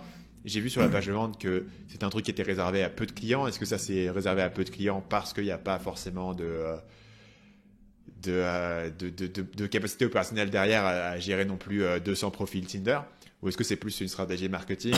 ou quels sont toi tes retours en tant qu'entrepreneur, tu vois, sur ce produit-là? Tu dis c'est un bon produit, je veux le continuer, je devrais en faire plus, je devrais innover? Alors, effectivement, il y a une réflexion au début au niveau du pricing parce que Dating Maker, faut savoir que c'est un concept qui existe depuis 10 ans. C'est-à-dire aux USA, ça existe déjà. Et en France, il y a eu, alors je sais pas si elle marche toujours aujourd'hui, mais il y a eu une boîte qui fait ça depuis 10 ans, tu vois. Donc c'est quelque chose qui existe déjà. Par contre, ils faisaient des pricing que je trouvais peu chers, tu vois. C'est-à-dire c'était genre 300, 400 euros par mois, tu vois, quelque chose comme ça. C'était vraiment pas cher du tout. Et du coup, j'ai mené mon enquête, c'est-à-dire j'ai essayé de trouver des gens qui avaient fait appel à ces services-là. Et si tu veux, ce qu'ils m'ont remonté, c'est tous la même chose. C'est-à-dire, ils m'ont dit que les coachs étaient nuls, que le service n'était pas satisfaisant, qu'il n'y avait aucun tri qui était fait, qu'en fait, les coachs qui avaient derrière ce service étaient dans une logique productiviste. C'est-à-dire que, comme c'était pas cher, les coachs, ils bourrinaient pour ramener le plus possible de numéros de téléphone parce que les gens payaient au numéro de téléphone obtenu par le coach. Et moi, j'avais pas envie de rentrer dans cette logique-là. Déjà, parce que la logique productiviste, c'est pas quelque chose qui m'intéresse. Moi, quelque chose qui m'a toujours intéressé, c'est de travailler avec peu de gens, mais de leur faire obtenir beaucoup de résultats. Ça, c'est le premier élément de réponse. Le deuxième élément, c'est que ça prend du temps. Parce que un coach qui va s'occuper de ton profil, entre le tri des conversations, les premiers messages à envoyer, la réflexion créative pour dire, tiens, qu'est-ce que je vais envoyer comme premier message pour capter son attention, contrer les objections, parce qu'en fait une conversation sur un site de rencontre c'est un peu comme du marketing, hein. C'est-à-dire l'autre personne va avoir des objections. Par exemple, si tu lui proposes un rendez-vous, une femme va te répondre: ah, est-ce que c'est pas un peu rapide? Ah, mais je sais pas, on se connaît pas assez, je veux prendre mon temps, je suis pas sûr, demain je vais Quidditch, etc. Donc elles ont des objections et tu dois les contrer. Et ça prend beaucoup d'énergie, tu vois. Donc c'est pour ça que par coach, pour moi le maximum c'est 3 personnes simultanées, comme le copywriting en fait, parce qu'au-delà ça occasionne de la dispersion. Et puis ensuite, autre élément de réponse, c'est à qui est destiné ce service. Et en fait, en y réfléchissant, ça intéresse beaucoup de monde, un service comme ça, c'est-à-dire de pouvoir s'affranchir complètement des conversations, parce que j'en ai plein, quand j'ai ouvert la page, j'en ai plein qui m'ont dit ouais, c'est trop bien, etc. Mais les personnes que ça arrange le plus, c'est des personnes qui gagnent très bien leur vie, mais qui passent leur journée au travail et qui n'ont pas envie d'être sur Tinder. Et aussi, parce qu'une fois j'ai eu un client comme ça, des clients qui ont une image publique et qui ne peuvent pas s'afficher sur Tinder. Et qui ah non, ça c'était pour un autre service, pardon. Des clients qui n'ont pas envie de passer leur soirée en fait sur Tinder, sur Adopt un mec, et qui sont fanas d'avoir un service où c'est quelqu'un d'autre en fait qui va le faire à leur place. Parce que du coup, ça leur évite de le faire eux-mêmes, et parce que surtout, ce que eux veulent, c'est des rencontres dans la vraie vie. C'est ça qu'ils veulent en fait. C'est ça qui les intéresse. Et aussi, il y avait autre chose. Généralement, c'est des clients qui ont plus de 35-40 ans. Et c'est des personnes qui sont pas digital natives, tu vois. C'est-à-dire, j'ai régulièrement des clients qui sont dans cette tranche d'âge-là, même des clients de 50 ans, qui comprennent rien à la façon d'utiliser Tinder. C'est-à-dire, ils utilisent les matchs, je comprends rien, j'ai un crush, machin, qu'est-ce que c'est que ce truc? Ils comprennent pas. Et c'est des personnes qui n'ont pas envie de passer leur vie sur leur smartphone. Et eux, ce qui les intéresse, c'est, pour reprendre leurs propres mots, c'est la vraie vie, tu vois. Et ce service répond à ce besoin-là. Donc c'est pour ça qu'on a choisi de pricer très cher, parce que on peut pas prendre beaucoup de personnes, et pour que le modèle soit viable aussi, parce que c'est nous qui prenons un risque finalement avec un service comme ça. C'est nous qui prenons le risque, et à ce titre-là, on juge que c'est intéressant. Quel risque est-ce que tu prends? Pardon? Quel risque est-ce que tu prends? De passer, que le coach passe beaucoup de temps sur le profil de personne pour obtenir très peu de rendez-vous. Par exemple, si la personne, comment dire, s'il y a un énorme travail de revalorisation à faire derrière, si la personne a pas grand-chose à dire sur sa vie, si elle n'a pas de hobby fort, nous, ça nous occasionne des difficultés supplémentaires, tu vois. Parce que, imaginons une personne qui est, je sais pas, qui est fan d'aviation, par exemple, qui est pilote d'avion de tourisme à ses heures perdues. Ça, c'est quelque chose qu'on va pouvoir valoriser et ça va être une signature, en fait, qui va faire que les femmes vont être intéressées par lui. Par contre, une personne qui a pas grand chose d'autre à dire à part son travail, c'est compliqué pour nous. Donc, ça occasionne de l'énergie et nous, on prend un engagement de résultat vis-à-vis de ces personnes-là. Et c'est pour ça que je parle de risque, parce qu'en fait, c'est pas le client qui prend un risque, c'est nous. Parce que nous, on s'engage sur un résultat, on s'engage, actuellement, on s'engage sur 5 rendez-vous. C'est-à-dire une personne qui rentre dans le programme, on lui dit, écoute, quand tu rentres dans Dating Maker, on va te ramener 5 rendez-vous avec des femmes que tu auras validées. Et pour les avoir... Sur quelle période de temps, du coup? C'est-à-dire? Les 5 rendez-vous, c'est sur une période de temps open. Comment est-ce qu'ils sont payés? Ils payent au mois, ils payent sur un... Ils payent pour les 5 rendez-vous? Ils payent soit en une fois, soit en plusieurs fois, mais c'est un forfait de 5 rendez-vous. C'est un forfait, d'accord. En fait, les 5 rendez-vous, c'est imprévisible. Autant il peut tous les avoir en 2 ou 3 semaines, autant il peut les avoir sous 2 mois. Parce que ça dépend d'énormément de facteurs. Ça dépend du potentiel masculin de la personne déjà. Ça dépend du contexte dans lequel on est également. Ça dépend de sa zone géographique. Ça dépend aussi de son âge. C'est-à-dire c'est pas la même difficulté d'accompagner une personne qui a 60 ans qu'une autre qui a 20 ans. C'est pas la même chose. Donc en fait, c'est très variable d'une personne à l'autre. Et pour simplifier, nous on s'engage sur un nombre fixe de rendez-vous pour que ce soit plus simple. Ok. Et aujourd'hui, c'est un service qui tourne avec combien de clients à peu près? Pour l'instant, on a un client et c'est quelque chose qu'on a déployé très récemment en fait. C'est encore en phase de test aujourd'hui. Donc pour toi, c'est un test. Donc du coup, tu ne pouvais pas vraiment répondre à la question que j'avais tout à l'heure, qui est est-ce que finalement c'est un service qui va marcher ou pas? Est-ce que c'est un truc qui a du potentiel de scalabilité ou pas? C'est un peu trop tôt pour le dire. Pour l'instant, c'est trop tôt pour le dire. Ce que je peux te dire, c'est que en fait, des candidatures, on en a.